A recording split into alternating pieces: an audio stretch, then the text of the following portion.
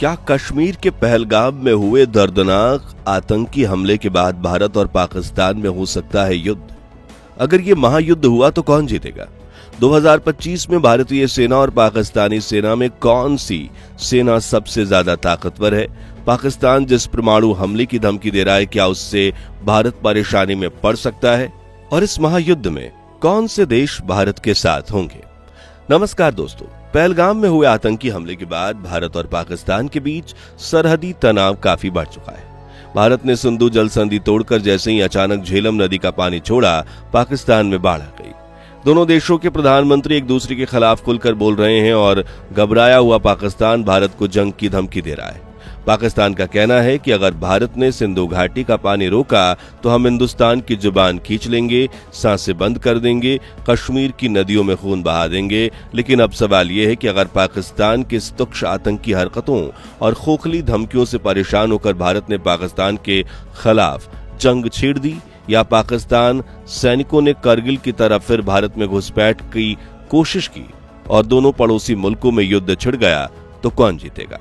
और 2025 में भारत और पाकिस्तान में किस देश की मिलिट्री सबसे ज्यादा पावरफुल है, जानेंगे इस वीडियो में। लेकिन उसके पहले हर भारतीय वीडियो को लाइक करने के साथ कमेंट बॉक्स में जय हिंद जरूर लिखिए, क्योंकि जय हिंद कहना हमारे लिए गर्व की बात है।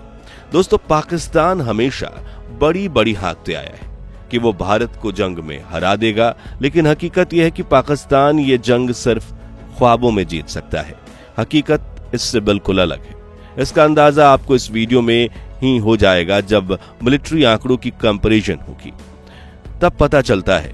लेकिन उसके पहले युद्ध इतिहास पर एक नजर डालें, जिसमें भारत ने पाकिस्तान को हमेशा धूल चटाई है। सबसे पहले 1947 में पाकिस्तान ने भारत से कश्मीर छीनने की कोशिश की, तब भारतीय सैनिकों ने उन्हें उल्टे पांव दौड़ाया। साल 1965 में पाकिस्तान ने फिर भारत के खिलाफ युद्ध छेड़ा। तब के प्रधानमंत्री लाल बहादुर शास्त्री की आगेवानी में भारतीय सेना ने पाकिस्तान के खिलाफ सरप्राइज अटैक छेड़ दिया और लड़ते लड़ते वो कब लाहौर पहुंच गए उन्हें पता नहीं चला। यानी भारतीय सेना ने लाहौर में तिरंगा फहराया और पाकिस्तान वो जंग भी हार गया। साल 1971 में इंडो पाक वॉर में भारत ने महज 13 दिनों में पाकिस्तान के 2 टुकड़े कर दिए, बांग्लादेश को एक आजाद मुल्क बनाया और 93,000 पाकिस्तानी सैनिकों को सरेंडर करने पर मजबूर कर दिया। ये दुनिया के इतिहास का सबसे बड़ा मिलिट्री सरेंडर था, जो देख पाकिस्तान के राष्ट्रपति जुल्फिकार अली भुट्टो की अकड़ ठिकाने आ गई और वो शिमला एग्रीमेंट करके दौड़ते हुए भारत आ पहुंचे। जिसके बाद साल 1984 में पाकिस्तान ने होशियारी से सियाचिन पर कब्जा करने की कोशिश की। तब भारतीय सेना ने ऑपरेशन मेघदूत लॉन्च करके हर पाकिस्तानी सैनिक को सियाचिन से खदेड़ फेंका। ऊंची पहाड़ियों में ये इतना खतरनाक मिशन था जो भारत के जवानों की वीरता का प्रमाण है। फिर आया साल 1999, जब पाकिस्तानी मिलिट्री के जनरल परवेज मुशर्रफ ने अपने ही प्रधानमंत्री की पीठ में छुरा घोंपकर उन्हें बेवकूफ बनाते हुए तख्ता पलट कर दिया और करगिल में घुसपैठ करके भारत से एक बार फिर कश्मीर छीनने की कोशिश की। लेकिन भारतीय सेना ने उन्हें इतना शर्मसार करके भगाया कि पाकिस्तानी सेना ने अपने मरे हुए सैनिकों के शव को अपनाने से मना कर दिया। इसके अलावा कई छोटे मोटे सरहदी युद्धों में भारत ने पाकिस्तानी सेना और आतंकवादियों को हमेशा मात दी है। लेकिन फिर भी पाकिस्तान 2025 में ऐसे समय पर भारत से युद्ध करना चाह रहा है जब उसके पास खाने के पैसे तक नहीं है, जबकि भारत दुनिया की चौथी महाशक्ति बन चुका है।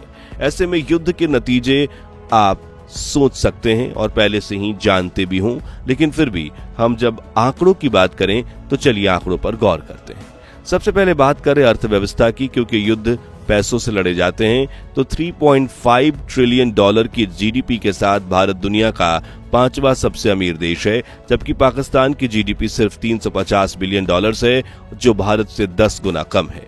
यानी अगर पाकिस्तान भारत से जंग छिड़ेगा तो कुछ ही हफ्तों में कंगाल हो जाएगा, क्योंकि उसके पास पैसा नहीं है।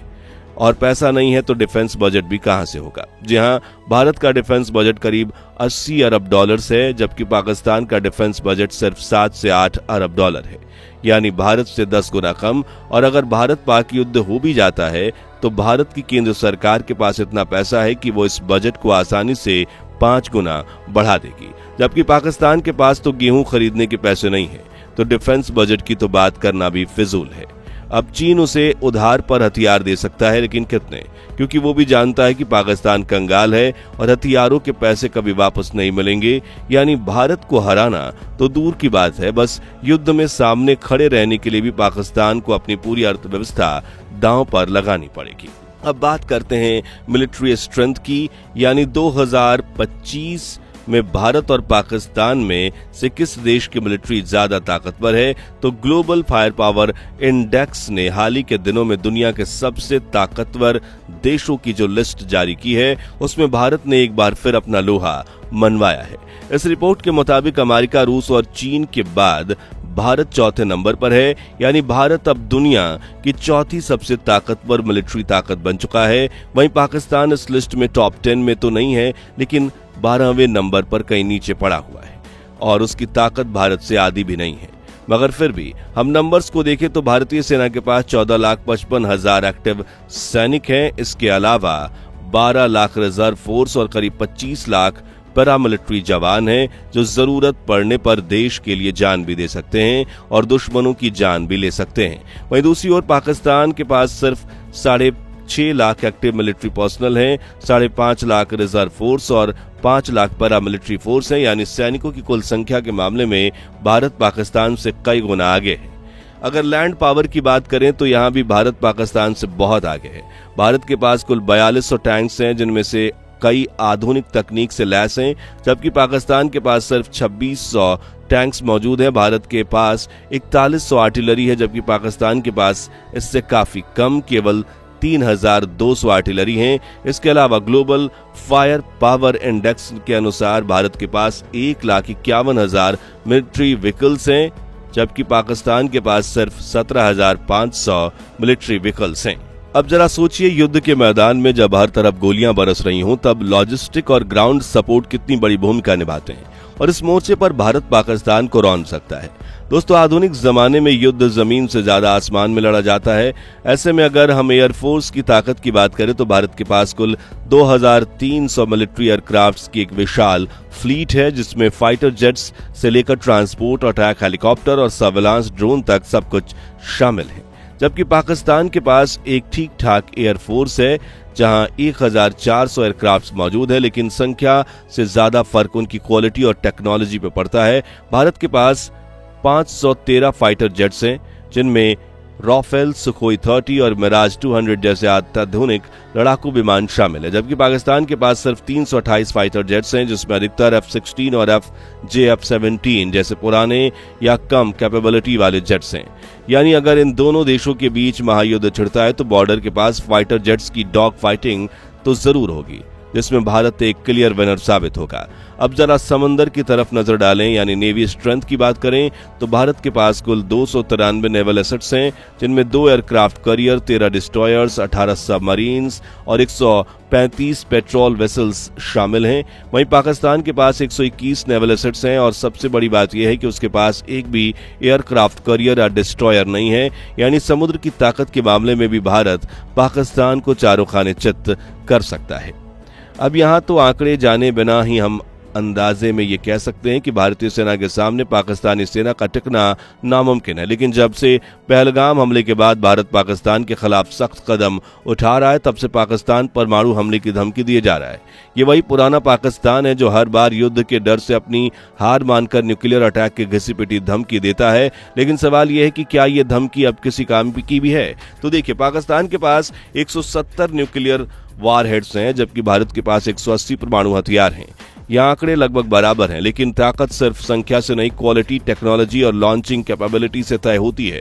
भारत के पास 5 अग्नि जैसी इंटरकॉन्टिनेंटल बैलिस्टिक मिसाइल्स हैं, जो 5500 किलोमीटर की दूर तक सटीक निशाना लगा सकते हैं। वहीं भारत के पास न्यूक्लियर ट्रायड यानी जमीन, समुद्र और हवा तीनों माध्यम से परमाणु हमला करने की क्षमता है, जो पाकिस्तान के पास नहीं है। जैसे कि भारत की न्यूक्लियर सबमरीन INS अरिहंत समंदर में रहकर बिना पता चले दुश्मन देश को खत्म कर सकती है। हालांकि भारत की नो फर्स्ट यूज नीति दुनिया में सराही जाती है, यानी भारत कभी पहले परमाणु हथियार का इस्तेमाल नहीं करेगा, लेकिन अगर दुश्मन ने पहले हमला किया तो फिर भारत का जवाब इतना विनाशकारी होगा कि पाकिस्तान को नक्शे से मिटाने में कुछ मिनट ही लगेंगे। यानी पाकिस्तान भले ही गीदड़ भभकी देता रहा, लेकिन अगर उस तरफ से कोई भी न्यूक्लियर मिसाइल भारत की तरफ बढ़ी तो जवाब में भारत का प्रहार इतना प्रलंकारी होगा कि इतिहास में सिर्फ उसका नाम रह जाएगा, वो भी सिर्फ किताबों में। आखिर में बात करें दोनों देशों के दोस्तों की यानी इंटरनेशनल सपोर्ट की, तो पाकिस्तान की हालत यहां भी खराब है। उसके सबसे करीबी दोस्त चीन, ईरान और तुर्की हैं। ईरान के हथियार की क्वालिटी कितनी खराब है ये किसी से छिपा नहीं है, और चीन से जो टैंक और मिसाइल पाकिस्तान ने ली है उनके बारे में खुद पाकिस्तान ने शिकायत की है कि वो अक्सर खराब रहते हैं। तुर्की सिर्फ बयानबाजी करता है, असल में मदद के वक्त पीछे हट जाता है। पाकिस्तान के दोस्त सिर्फ नाम के हैं, हकीकत में वो भी जानते हैं कि भारत से टकराना मतलब मुसीबत को न्योता देना है। वहीं अगर बात करें भारत के दोस्तों की, तो भारत के साथ खड़े हैं दुनिया के सबसे ताकतवर देश अमेरिका, फ्रांस, रूस, इजराइल, जापान और ऑस्ट्रेलिया, जिनमें से इजराइल और रशिया तो जरूरत पड़ने पर भारत के साथ युद्ध मैदान में उतरने से पीछे नहीं हटेंगे। यानी ये साफ है कि पाकिस्तान भारत को युद्ध में धमकी देकर अपने ही पैर पर कुल्हाड़ी मार रहा है। तो दोस्तों, अगर आपको भी भारतीय सेना पर गर्व है तो कमेंट बॉक्स में जय हिंद जय जवान जरूर लिखिए। ये वीडियो पसंद आया हो तो इसे इतना लाइक और शेयर कीजिए कि यह खबर हर भारतीय तक पहुंचे, और फैक्ट पर बेस्ड ऐसे ही सच्चे वीडियोस के लिए हमारे चैनल को सब्सक्राइब करके पास वाली घंटी जरूर बजा दीजिए। जय हिंद, वंदे मातरम।